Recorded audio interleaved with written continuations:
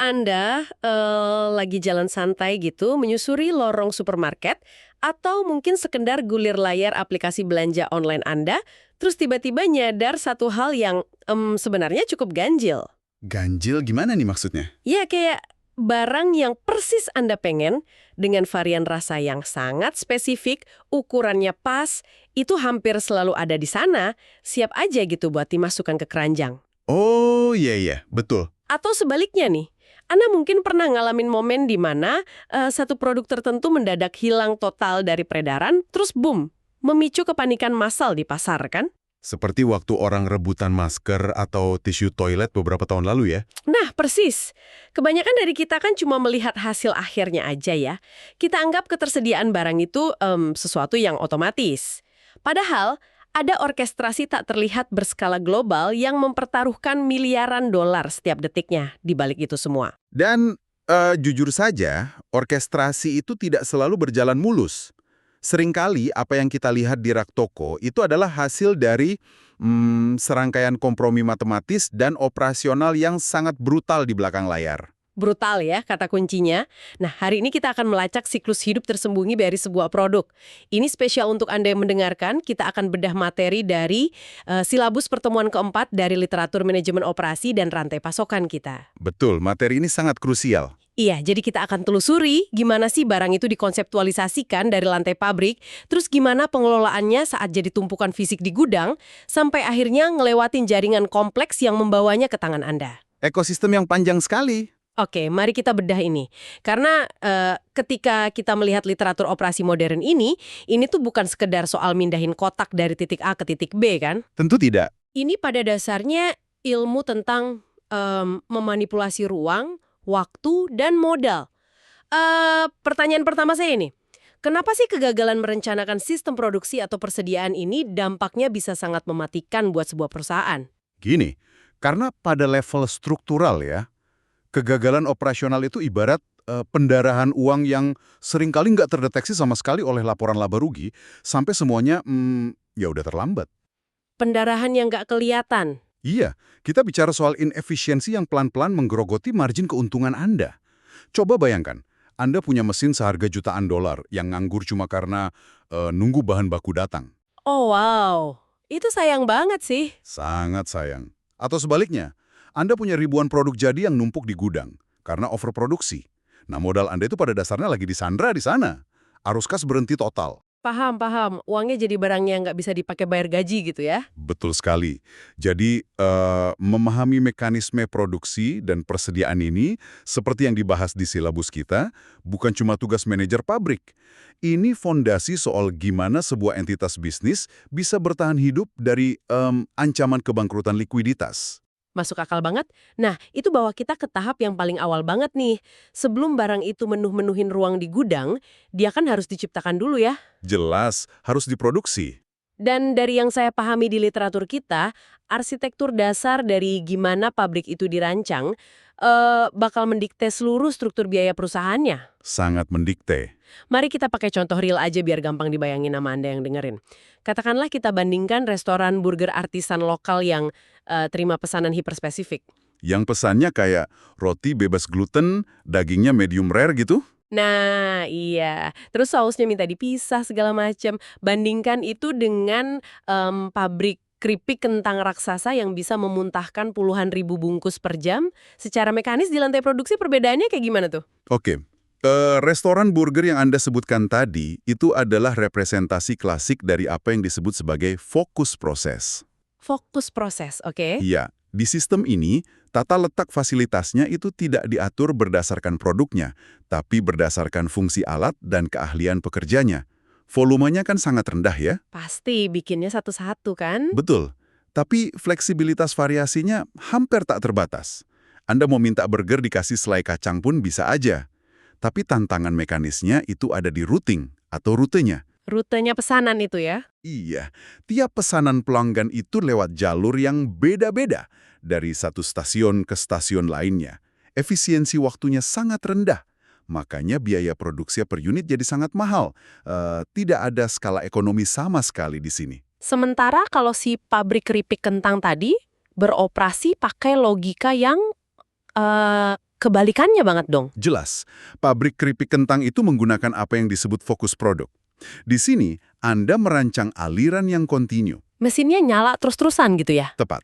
Mesin-mesin mahal diatur berurutan cuma buat ngelakuin satu tugas berulang kali tanpa henti. Fleksibilitasnya nol. Nol. Berarti nggak bisa diganti-ganti seenaknya. Susah. Kalau Anda tiba-tiba mau bikin keripik ubi misalnya, Anda mungkin harus menghentikan dan merombak seluruh lini produksi itu.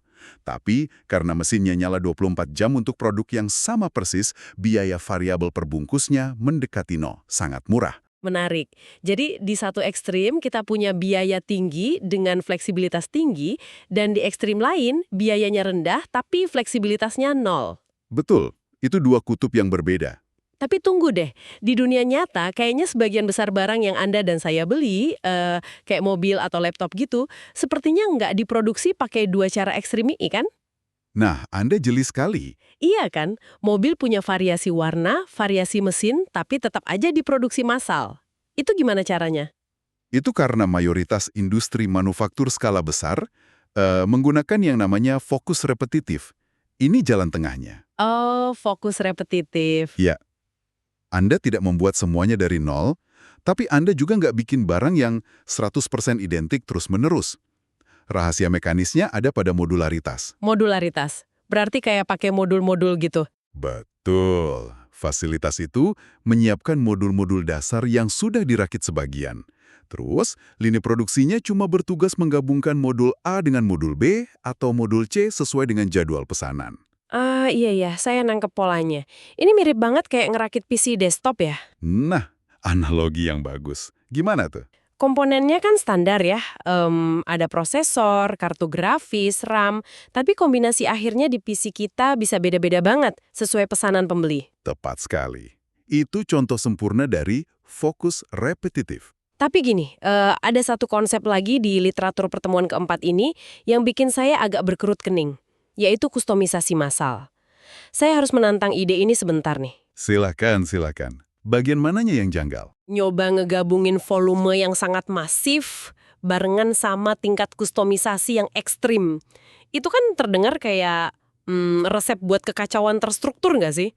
Gimana caranya pabrik bikin ribuan barang per jam, tapi tetap ngikutin desain spesifik tiap pelanggan tanpa bikin sistem routingnya hancur berantakan kayak di restoran burger tadi? Keraguan Anda itu sangat beralasan loh. Secara historis, hal itu memang dianggap mustahil. Kan agak nggak masuk akal awalnya. Tapi, kustomisasi massal modern itu bisa jalan karena menggunakan prinsip operasional yang namanya postponement atau penundaan. Penundaan, maksudnya yang ditunda apanya? Mekanismenya begini, pabrik tidak mencoba melakukan kustomisasi sejak langkah pertama. Sebaliknya, mereka bikin barang setengah jadi yang sepenuhnya seragam dalam volume besar dulu untuk menekan biaya. Oke, jadi bikin polosan dulu nih. Betul. Diferensiasi atau kustomisasinya itu secara sengaja ditunda hingga ke titik yang paling akhir dari rantai perakitan. Oh, wow. Jadi mereka mempertahankan efisiensi mesin yang fokus produk tadi di awal, terus baru banting setir ke kustomisasi di detik-detik terakhir. Secara presisi begitu. Bayangkan begini, Anda memproduksi puluhan ribu kaos polos warna putih. Itu massal, murah, dan cepat kan? Iya, murah banget pasti per unitnya. Nah, ketika pesanan masuk dari ribuan pelanggan dengan berbagai desain sablon yang beda-beda, mesin cetak digital di ujung lini perakitan baru mencetak desain tersebut satu persatu. Masuk akal, cerdik juga ya. Sangat cerdik. Kustomisasi massal itu bukan soal bikin produk beda dari awal, tapi tentang sinkronisasi data pelanggan secara real-time dengan mesin di tahap penyelesaian akhir. Ini tuh pertunjukan teknologi informasi sebenarnya, bukan sekedar urusan alat berat. Kan sih. Oke, begitu barang yang ngelewatin tahap akhir, itu dia kan berubah wujud nih, dari sekedar angka di monitor jadi entitas fisik seutuhnya.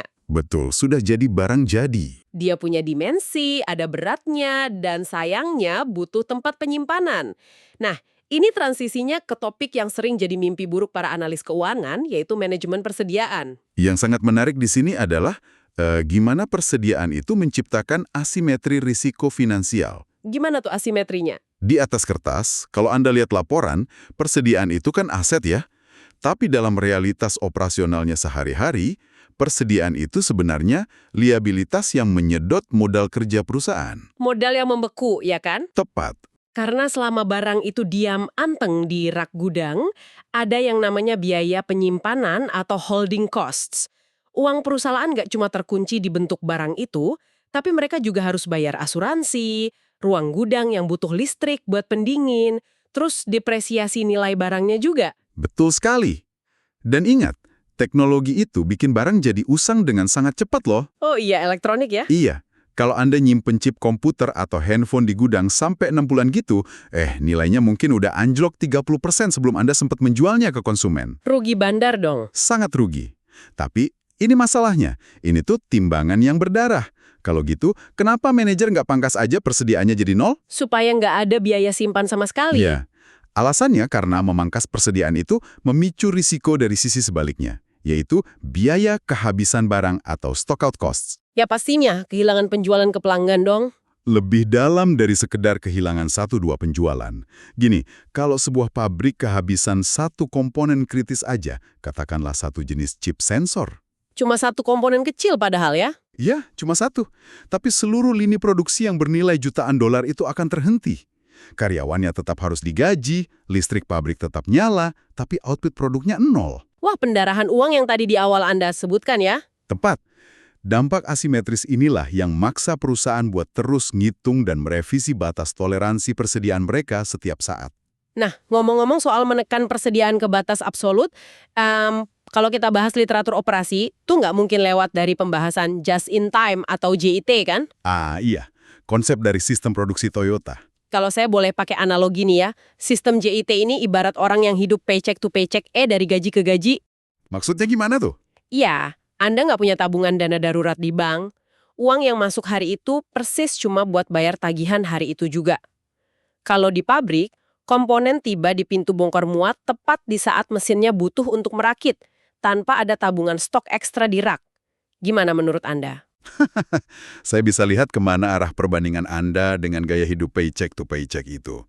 Tapi, ada satu perbedaan mekanis yang krusial di sini. Apa tuh bedanya?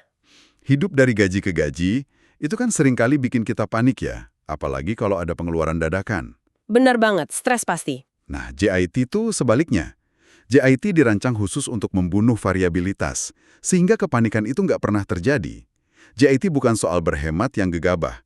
JIT itu pada dasarnya pergeseran dari sistem mendorong atau push menjadi sistem menarik atau pull. Sistem dorong ke sistem tarik, bisa tolong elaborasi lebih jauh soal transisi mekanis ini? Boleh. Dalam sistem konvensional, manajemen itu bikin perkiraan, lalu mendorong mesin untuk terus produksi. Yang akhirnya mendorong barang itu menumpuk di gudang. Pokoknya bikin aja terus ya. Ya, tapi di sistem JIT atau sistem pull, pergerakan itu hanya dipicu oleh permintaan aktual di stasiun kerja berikutnya. Jadi nunggu diminta dulu. Tepat. Stasiun B hanya akan menarik komponen dari stasiun A. Kalau stasiun B itu udah siap mengerjakannya. Kalau tidak ada tarikan dari B, ya stasiun A berhenti kerja. Oh, pantes nggak ada penumpukan. Betul. Tapi konsekuensinya berat. Karena Anda mencabut jaring pengaman berupa persediaan ekstra tadi, sistem JIT ini menuntut kualitas yang absolut. Nggak boleh ada cacat. Tidak boleh sama sekali. Kalau ada satu komponen yang cacat, lini produksinya berhenti. JIT itu memaksa perusahaan untuk nyelesain akar masalah di mesinnya, alih-alih menyembunyikan masalah inefisiensi di balik tumpukan persediaan ekstra. Wah, sangat tanpa ampun ya ternyata ya sistem ini. Sangat disiplin. Tapi buat pabrik yang mungkin belum berani pakai sistem tarik ekstrim kayak JIT, mereka biasanya pakai kalkulasi matematis kan, kayak Economic Order Quantity atau EOQ. Betul. EOQ itu sangat klasik dan masih relevan. Dari yang saya baca di materi kita, model EOQ ini pada dasarnya nyari titik equilibrium atau keseimbangan. Kalau Anda pesannya dikit-dikit, biaya simpan di gudang kan turun tuh. Ya, murah nyimpennya. Tapi Anda harus sering pesan ke supplier, itu bikin biaya pemesanan kayak ongkos kirim dan administrasinya jadi meroket. Sebaliknya, kalau pesan masif sekalian satu truk penuh, biaya pesannya murah. Tapi biaya nyimpan di gudangnya yang bengkak gila-gilaan. Nah, rumus EOQ itu beroperasi tepat di persimpangan dilema tersebut. Nyari titik tengahnya. Betul. Melalui turunan kalkulus sederhana, EOQ mencari titik paling bawah dari kurva total biaya, yaitu titik potong persis di mana biaya penyimpanan marginal itu setara dengan biaya pemesanan marginal. Titik manisnya ya? Iya, itu titik manis matematis yang ngasih tahu manajer berapa unit persisnya yang harus diorder pada satu waktu tertentu biar biayanya paling murah. Tapi tunggu dulu, saya melihat ada celah kerentanan yang cukup besar di sini. Rumus matematika kayak EOQ kan sangat mengandalkan variabel yang konstan ya. Maksudnya asumsinya tetap gitu. Iya, asumsinya permintaan pelanggan itu stabil dan waktu tunggu pengiriman atau lead time itu selalu konsisten tiap saat. Betul sekali. Lah, gimana kalau tiba-tiba ada gangguan geopolitik, pelabuhan ditutup, kapal nyangkut di terusan Suez, atau ada lonjakan permintaan yang nggak masuk akal? Matematikanya bakal runtuh total kan? Anda menyentuh kelemahan inheren yang paling fatal dari pemodelan persediaan klasik. Benar kan dugaan saya? Iya, EOQ itu adalah model yang statis, tapi dia dipaksa jalan di dunia yang sangat dinamis. Ketika terjadi kejadian angsa hitam atau Black Swan event, Gangguan rantai pasok global gitu ya? iya, saat terjadi gangguan masif, formula yang awalnya berasumsi lead time selalu 2 minggu, tiba-tiba jadi sama sekali nggak relevan ketika lead time mendadak berubah jadi 6 bulan. Wah, angkanya jadi nggak berguna. Sama sekali nggak berguna.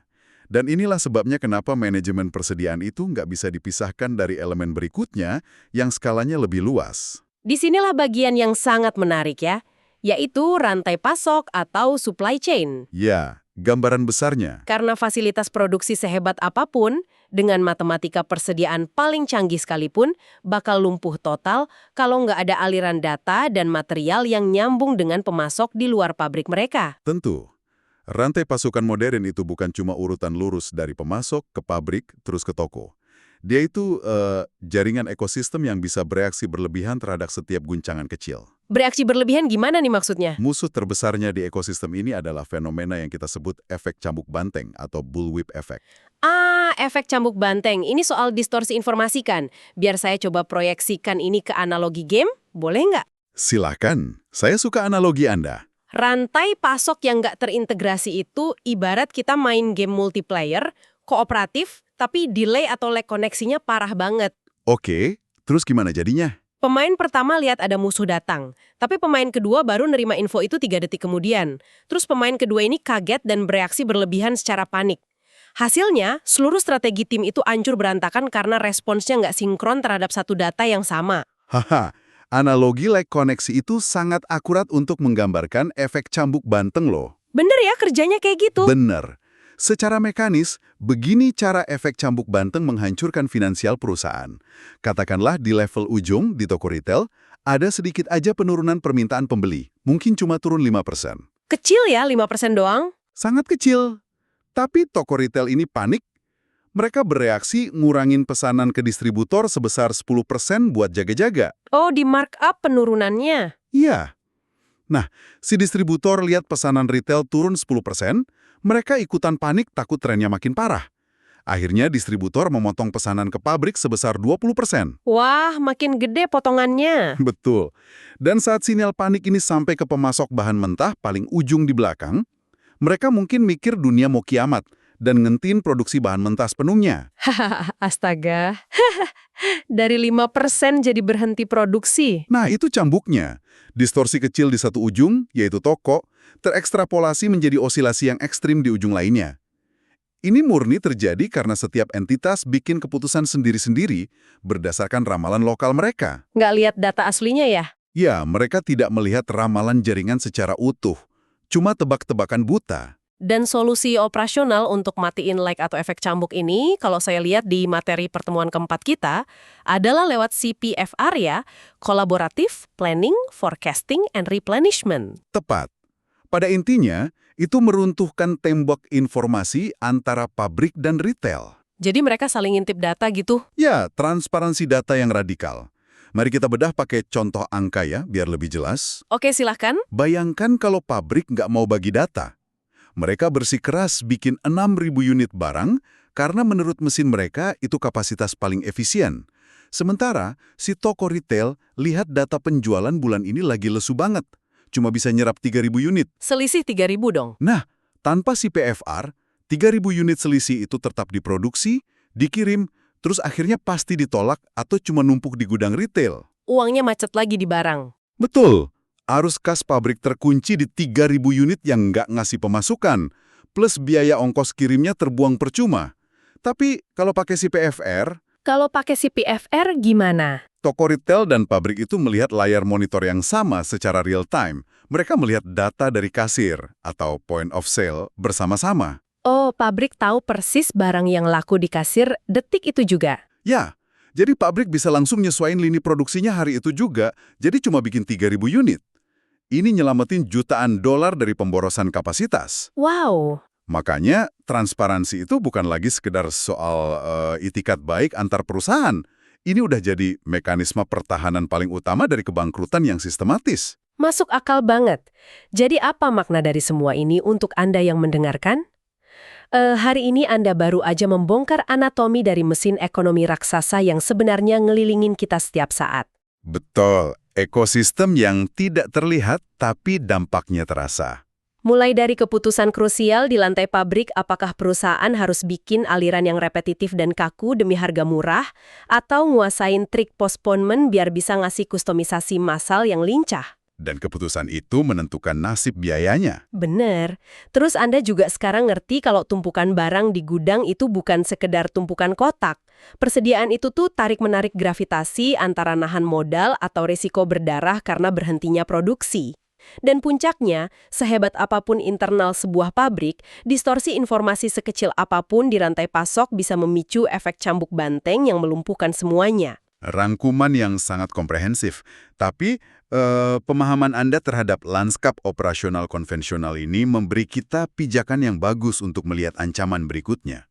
Ancaman berikutnya, emang ada yang lebih parah dari efek cambuk banteng? Ada tantangan kolosal di Cakrawala yang lagi merombak total semua konsep desain yang baru aja kita diskusikan panjang lebar tadi.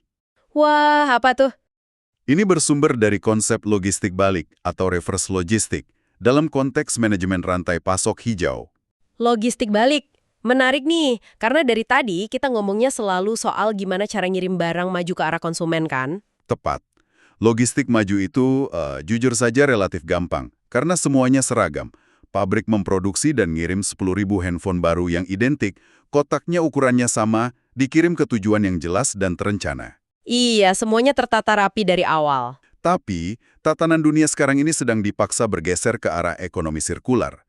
Tantangan operasional terbesarnya ke depan adalah merancang sistem untuk mengambil kembali 10.000 handphone tersebut dari tangan konsumen beberapa tahun kemudian. Oh, narik barang bekasnya buat didaur ulang. Ya, dan masalah mekanisnya luar biasa rumit. 10.000 handphone itu bakal kembali dalam tingkat kerusakan yang beda-beda.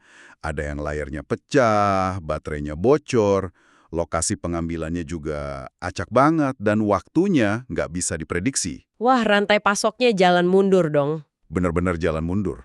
Rantai pasok harus ngebongkar produk, nyortir komponen mana yang masih berharga, ngolah limbah beracunnya, terus masukin bahan yang bisa dipakai lagi ke pabrik sebagai bahan baku awal. Itu sih pasti kacau balau ya rutingnya. Nggak ada efisiensi sama sekali. Sangat kacau. Logistik balik ini nggak punya yang namanya efisiensi repetitif yang kita bahas di awal tadi. Tapi, suka tidak suka, ini bakal jadi syarat absolut buat bertahannya industri di masa depan, mengingat sumber daya alam kita semakin tipis. Ngambil barang kembali ternyata strukturnya jauh lebih kompleks daripada memproduksinya secara massal ya. Ini benar-benar pergeseran paradigma yang masif buat para manajer. Tantangan terbesar di dekade ini. Jadi pertanyaannya sekarang bukan lagi cuma berfokus pada gimana barang ini diproduksi dan dikirim cepat ke tangan saya, melainkan gimana infrastruktur perusahaan ini siap memulihkan barangnya saat usianya habis. Coba deh Anda lihat barang-barang di sekitar Anda sekarang, layar yang lagi ditatap, yaitu sepatu yang lagi dipakai. Kemana barang itu akan pergi nantinya? Nah, itu dia. Gimana caranya mereka bisa balik lagi ke sistem setelah Anda selesai menggunakannya. Ini bahan pemikiran yang luar biasa untuk dibawa pulang. Terima kasih banyak sudah menemani Anda dan saya menyelami kerumitan orkestrasi tak terlihat ini. Sama-sama, diskusi yang sangat menyenangkan. Sampai jumpa di eksplorasi materi kita berikutnya, dan semoga rantai pasokan di balik produk-produk favorit Anda selalu mengalir tanpa hambatan.